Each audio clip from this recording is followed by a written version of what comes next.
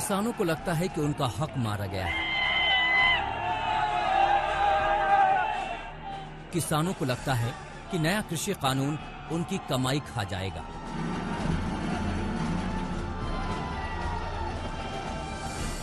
किसानों को लगता है कि सरकार न्यूनतम समर्थन मूल्य को खत्म कर देगी। जो 3 ऑर्डिनेंस है उनको रद्द करवाने के लिए हम जा रहे हैं, तो उसको रद्द करवा के ही छोड़ेंगे।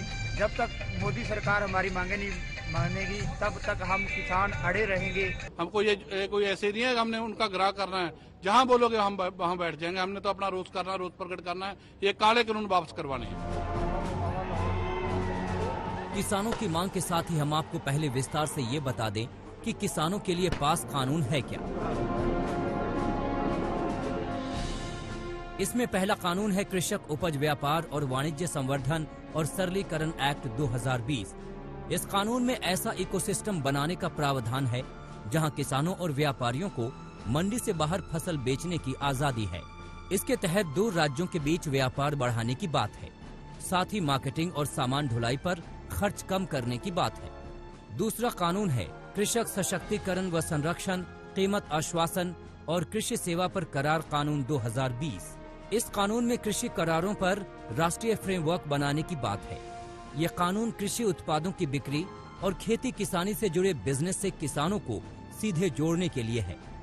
इसके तहत किसानों को अच्छी क्वालिटी के बीज, तकनीक, फसल बीमा और लोन जैसी सुविधाएं उपलब्ध कराने का प्रावधान है। तीसरा कानून आवश्यक वस्तु संशोधन कानून 2020 है।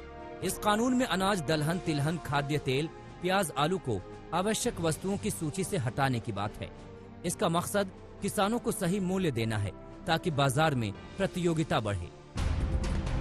सरकार का कहना है कि यह कानून किसानों की बेहतरी के लिए बनाया गया है, लेकिन ये बात उन लोगों को समझ में नहीं आती जो किसानों को भड़का रहे हैं। किसान दशकों तक सिर्फ राजनीतिक चर्चा का ही विषय रहा। जमीन पर उसके हित में कदम सीमित ही थे। बीते 5-6 सालों में हमने किसानों के लिए एक सुरक्षा तंत्र विकसित किया। बीते सालों में एमएसपी को भी अनेक बार बढ़ाया गया और किसानों से रिकॉर्ड खरीद भी की गई है। किसानों के आंदोलन और विपक्ष के आक्रामक तेवर के बीच सरकार की दलील ये है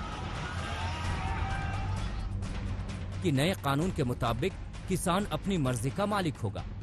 बिचौलियों की जगह कहीं से भी व्यापारियों को अनाज बेच सकेगा। पहले की तरह मंडी में जाकर लाइसेंसी व्यापारियों को ही अपनी उपज बेचने की मजबूरी खत्म हो गई है। किसानों को उपज की बिक्री के बाद 3 दिन के अंदर व्यापारी को पैसे चुकाने होंगे, जबकि पहले ऐसा प्रावधान नहीं था।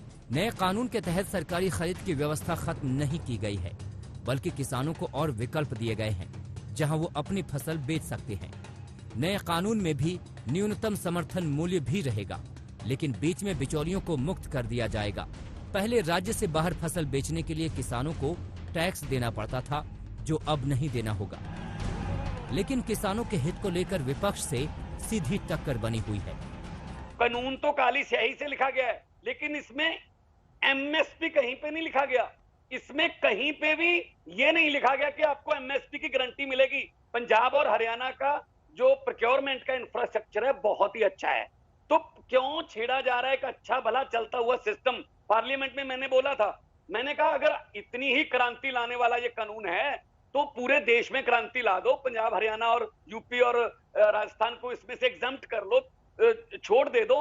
जब क्रांति आ जाएगी तो हम भी बोल देंगे, हमें भी साथ ले लो। बीजेपी ही सिर्फ इंटेलिजेंट रह गई ये बताने के लिए बहुत अच्छे कानून है, बहुत अच्छे कानून है। हमारे साथ झगड़ा मत करो, क्योंकि झगड़ा किसान नहीं कर रहा। बात किसानों की है, इसलिए कोई भी राजनीतिक दल उनके विरोध की जुर्रत नहीं कर सकता। लेकिन ये भी साफ नहीं है कि सरकार से उनकी बातचीत कहां तक पहुंचेगी। आज तक ब्यूरो।